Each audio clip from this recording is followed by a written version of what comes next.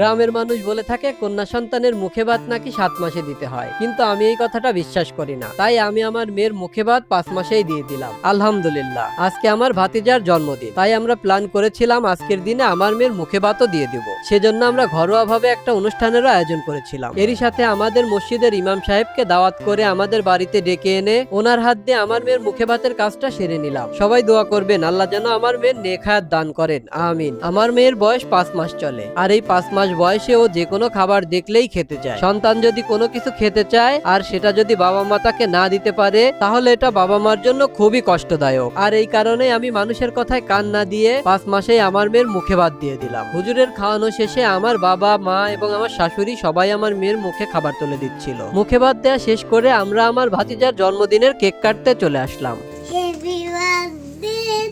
টুমি টুমি বলো টুমি happy birthday to you.